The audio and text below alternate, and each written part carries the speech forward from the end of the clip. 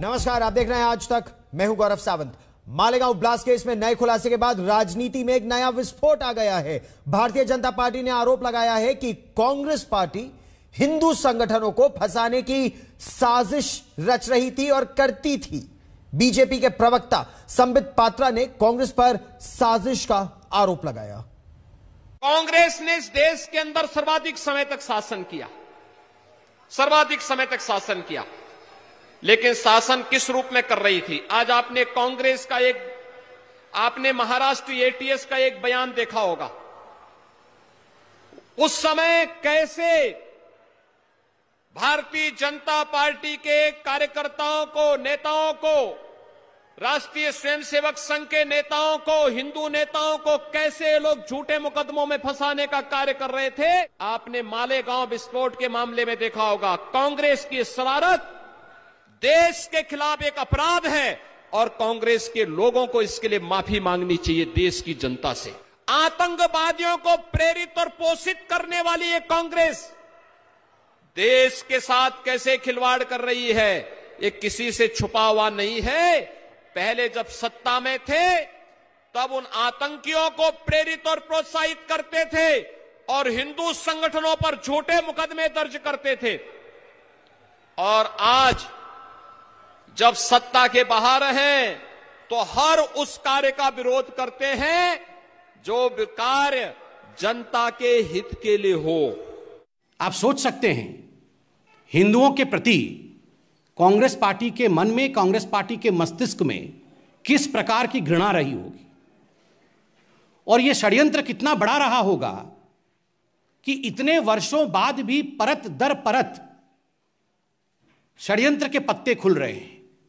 That the conspiracy is still unfolding speaks about the humongous nature of the conspiracy itself. Conspiracy against the Hindus, हिंदुओं के खिलाफ षड्यंत्र। आप सोच के देखिए, साधु संतों को, मठों को, उत्तर प्रदेश के मुख्यमंत्री को बदनाम करने के लिए, भगवा को बदनाम करने के लिए किसी भी हद तक जाएंगे, झूठी बातें फैलाएंगे, लोगों को प्रताड़ित करके, टॉर्चर करके उनसे झूठी बातें कहलवाएंगे। इस प्रकार का यह साजिश था। आप याद करिए 2009-10 में राहुल गांधी ने अमेरिका के दूत से बात करते हुए, एम्बेसडर ऑफ अमेरिका से बात करते हुए, विकीलीक्स में विषय सामने आया था। राहुल गांधी ने कहा था कि जो हिंदू आतंकवाद है वो ज्यादा भयावह है, उससे डरने की आवश्यकता है संसार को। आप याद करिए ये जो सैफरन टेररिज्म, भगवा आतंक, यह शब्द भी राहुल गांधी और उनकी टीम ने गढ़ा है।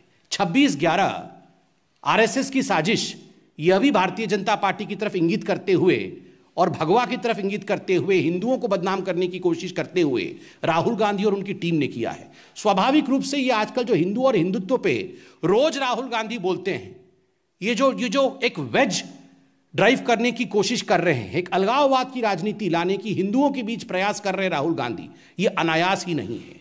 हिंदुओं के ऊपर कुठाराघात करना, यही ध्येय कांग्रेस पार्टी का है। और कानपुर में प्रधानमंत्री नरेंद्र मोदी की रैली के दौरान तोड़फोड़ का जो आरोप है, उस पर अब सियासत गरमाती जा रही है। भारतीय जनता पार्टी ने तोड़फोड़ के लिए समाजवादी पार्टी पर ही उंगलियां उठाई हैं। बीजेपी का कहना है कि समाजवादी पार्टी ने दंगे की साजिश रची थी उत्तर प्रदेश में चुनावों से पहले। एक षड्यंत्र रचा गया समाजवादी पार्टी के छात्र सभा द्वारा, उनके स्टूडेंट्स विंग द्वारा। आप सोच सकते हैं जो आदरणीय प्रधानमंत्री नरेंद्र मोदी जी ने एक सभा में कहा था, लाल टोपी मतलब खतरे की निशानी, लाल टोपी मतलब खतरा, आज ये बात बिल्कुल स्पष्ट होता नजर आ रहा है, सत्य होता नजर आ रहा है। गुंडाराज क्या होता है, आप इनकी गुंडाई देखिए कि अपनी गाड़ी को भारतीय जनता पार्टी के रूप में सजाना और खुद उसे चकनाचूर कर देना और संदेश देना कि हम इस प्रकार से, अगर आप विकास के साथ खड़े होंगे तो हम इस प्रकार से आपको ध्वस्त कर देंगे। ये काम कौन करता है?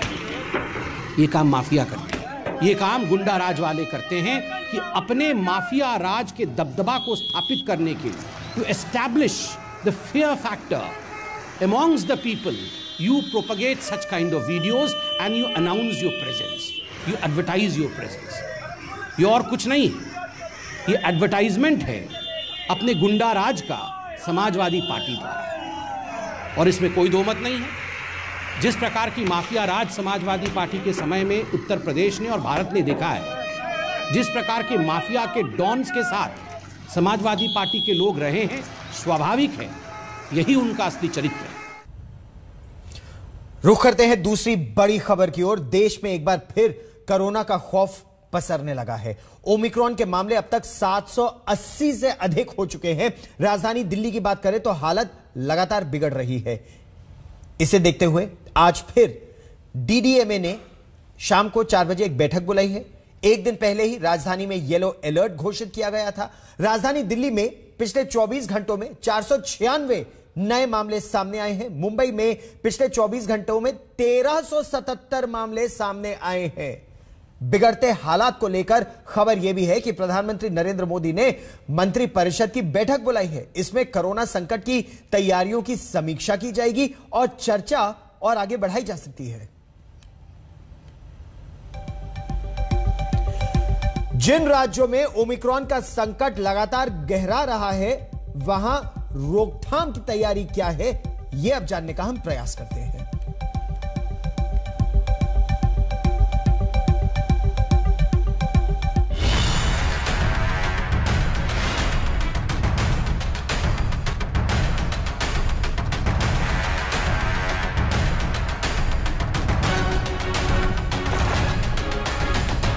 फिर देश में बढ़ रहा कोरोना संकट,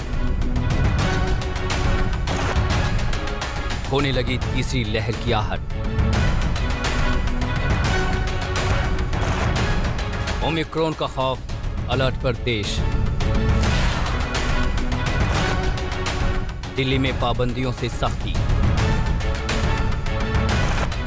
बढ़ा खतरा, येलो अलर्ट पर राजधानी। 0.5% से ज़्यादा 2-3 दिन से चल रहा है। इसीलिए लेवल 1 जो है ग्रेडेड एक्शन प्लान का, उसको लागू करने का निर्णय लिया गया है। कुछ चीज़ों के ऊपर पाबंदियां लगाई जा रही हैं। तीसरी लहर की आहट ने दिल्ली को डरा दिया है। न्यू ईयर से ठीक पहले ही राजधानी में येलो अलर्ट है। कोरोना की रफ्तार तेज हो गई है। मामले दिनों दिन बढ़ते जा रहे हैं। ओमिक्रॉन भी रफ्तार पकड़ चुका है, लिहाजा सरकार ने सख्ती बढ़ा दी है। आप न्यू ईयर पर दिल्ली में सैर सपाटे का प्लान बना रहे थे तो सावधान हो जाइए। अगर आप मल्टीप्लेक्स थिएटर जाना चाहते थे तो रुक जाइए। परिवार के साथ शादी समारोह में शामिल होने वाले थे तो ठहरिए और सुन लीजिए कि दिल्ली सरकार ने कैसे सख्ती बढ़ा दी है। अभी दिल्ली में स्कूल, कॉलेज, कोचिंग संस्थान बंद हैं। सिनेमा हॉल, मल्टीप्लेक्स भी बंद कर दिए गए हैं। धार्मिक स्थानों पर पाबंदी लगा दी गई है। बैंक्वेट हॉल भी बंद कर दिए गए हैं। हालांकि अभी होटल शर्तों के साथ खुलेंगे। रेस्टोरेंट 50% क्षमता के साथ खुलेंगे और वो भी सुबह 9 बजे से रात 10 बजे तक। मेट्रो और बसें 50% क्षमता के साथ दौड़ रही हैं। सैलून और ब्यूटी पार्लर अभी खुले रहेंगे। वहीं पब्लिक पार्क में टहल सकते हैं। पिकनिक पर पाबंदी लगा दी गई है। दिल्ली में येलो अलर्ट की घोषणा कर दी गई है। बसों और मेट्रो में सिर्फ 50% कैपेसिटी पे लोग बिठाए जा सकते हैं। रेस्टोरेंट पे भी सिर्फ 50% ही लोग आ सकते हैं। शादी या फ्यूनरल्स में भी सिर्फ 20 लोगों की लिमिट लगा दी गई है। सिनेमा हॉल, मॉल और जिम वगैरह सब बंद कर दिए गए हैं। इसकी वजह से आप देख सकते हैं ये येलो अलर्ट जो जारी हुआ है, इसकी वजह से इस वक्त सुबह के 9:30 बजे है और यहाँ लाडोसराय के बस स्टॉप पे कितनी भीड़ है। दिल्ली में नाइट कर्फ्यू के जरिए भी सख्ती बरती जा रही है। जो कल 496 पॉजिटिव केसेस आए, पॉजिटिविटी लगभग 1% के आसपास चल रही है और लगातार पिछले कुछ दिनों से जब से ओमिक्रॉन स्टार्ट हुआ है, विदेशों से फ्लाइट्स आनी स्टार्ट हुई हैं, केसेस काफ़ी तेज़ी से बढ़ रहा है। अभी तक जितने भी केस आ रहे हैं ज़्यादातर ऐसे हैं कि जो बाहर से लोग आए हैं वो थोड़े दिनों बाद पॉजिटिव हो रहे हैं, तो उनके कॉन्टैक्ट के लोग या उनके घर के लोग ज़्यादा हो रहे हैं। फिर भी सभी को सतर्क रहने की ज़रूरत है। ओमिक्रॉन भी कोरोना ही है, कोरोना का दूसरा रूप है। सभी लोगों को इसके अंदर सतर्क रहने की ज़रूरत है। सभी लोग घर से बाहर निकले तो मास्क ज़रूर लगाएं। सब लोग अगर ध्यान रखेंगे तो इससे बचा जा सकता है। मुख्यमंत्री केजरीवाल ने एक दिन पहले लोगों को भरोसा दिया कि अभी दिल्ली वालों को डरने की जरूरत नहीं, हालात काबू में हैं। लेकिन जिस तरह से राजधानी का कोरोना ग्राफ बढ़ रहा है वो आगाह कर रहा है। उन आंकड़ों पर नजर डाल लीजिए। 24 दिसंबर को दिल्ली में 180 नए केस आए थे। 25 तारीख को वो आंकड़ा बढ़कर 249 हो गया। 26 दिसंबर को 290 और 27 दिसंबर को 331 नए केस दर्ज किए गए। 28 दिसंबर को कोरोना ग्राफ पर नए केस 500 के करीब जा पहुंचे। कोरोना ने दिल्ली को उन्हीं पाबंदियों के सामने लाकर खड़ा कर दिया है जहां से इसकी शुरुआत हुई थी। इस वक्त हम कनॉट प्लेस पर मौजूद हैं और आप ठीक मेरे पीछे देख पा रहे हैं ये सिनेमा हॉल। सिनेमा हॉल भी येलो अलर्ट में शामिल होने की वजह से तुरंत प्रभाव से बंद कर दिया गया है। और आपको बता दें कि दिल्ली में जिस तरह से कोरोना के हालात बिगड़ रहे हैं उसके मद्देनजर न सिर्फ सिनेमा घर बल्कि gym, spa centre, yoga centre को भी बंद करने का आदेश दिया गया है। 4 जून के बाद दिल्ली में सबसे ज्यादा नए केस मंगलवार को दर्ज किए गए। इसके साथ ही राजधानी में पॉजिटिविटी रेट 0.89% हो गया। इसी के हिसाब से दिल्ली येलो अलर्ट लगा दिया गया। दिल्ली में अभी लेवल 1 यानी येलो अलर्ट है। ये तभी लागू होता है जब पॉजिटिविटी रेट 0.5% से ज्यादा हो, या 7 दिनों में 1500 केस दर्ज किए जाएं, या फिर 7 दिनों में 500 ऑक्सीजन बेड फुल हो जाएं। ये केजरीवाल के ग्रेडेड रिस्पांस एक्शन प्लान का हिस्सा है जिसे राजधानी में लागू कर दिया गया है। कोरोना की दूसरी लहर के बाद डीडीएमए ने इसे तैयार किया था। अब मुख्यमंत्री चेतावनी दे रहे हैं कि भीड़ वाली जगहों पर हालात सुधारने की जरूरत है, नहीं तो सख्ती और बढ़ाई जाएगी। जिम्मेदारी के साथ काम लेना है। अब ये तस्वीरें नहीं आनी चाहिए बिल्कुल भी कि मार्केट के अंदर इतने भारी भीड़ लग रही है फिर हमें मार्केट बंद करने पड़ेंगे। वो तो अच्छी चीज नहीं है, फिर लोगों की रोजी रोटी जाती है, आपका भी वो खराब हो जाता है। हालात महाराष्ट्र में भी बिगड़े हैं। मंगलवार को मुंबई में एक दिन में 1377 केस दर्ज किए गए, एक मौत भी हुई। वैसे तो महाराष्ट्र में नाइट कर्फ्यू का दौर चल रहा है, लेकिन उसका व्यापक असर अभी नहीं दिख रहा। जहाँ जहाँ भीड़ हो रही है, फिर वो मैरिजेस हो, फिर वो मॉल्स हो, तो रेस्टोरेंट्स हो, सेलिब्रेशंस हो, तो ये अपने को रोकने का काम या उसमें निश्चित तौर पर संख्या कम हो या संक्रमण नहीं हो, इसके जो भी सॉल्यूशंस हो सकते हैं वो हम निश्चित तौर पर करेंगे, क्योंकि संक्रमण रोकना है, यही हमारी आज का मुख्य मुद्दा रहेगा। और जल्द ही माननीय मुख्यमंत्री जी मीटिंग लेके इसके ऊपर डिसीजन लेंगे। सवाल है कि क्या मुंबई और दिल्ली में तेज संक्रमण ओमिक्रॉन की वजह से है? दिल्ली में करीब 240 और महाराष्ट्र में करीब 170 ओमिक्रॉन केसेस हो गए हैं। ऐसे में जरूरत सख्ती बढ़ाने की है। मुंबई से विद्या और दिल्ली से अनीशा माथुर के साथ पंकज जैन, आज तक।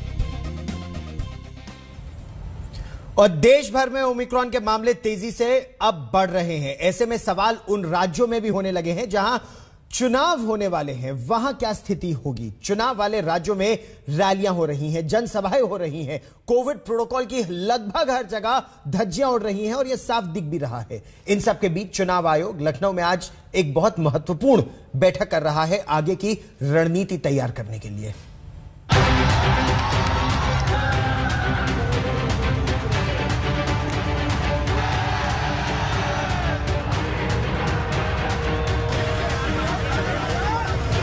राज्यों में विधानसभा चुनाव का बिगुल बजने वाला है। बड़ी बड़ी रैलियां हो रही हैं, कोई सभाएं कर रहा है, कोई चुनावी रथ निकाल रहा है। सब में एक बात कॉमन है, भीड़ की तस्वीरें देखकर अंदाजा लगाया जा सकता है कि सियासतदान देश में लगातार बढ़ते खतरे को लेकर कितने सतर्क हैं। अभी देश को संभलने की जरूरत है, लेकिन यूपी, पंजाब और अन्य 3 राज्यों में चुनावी बहार है। वहां लोगों में न कोरोना का भय दिख रहा, न ही सतर्कता।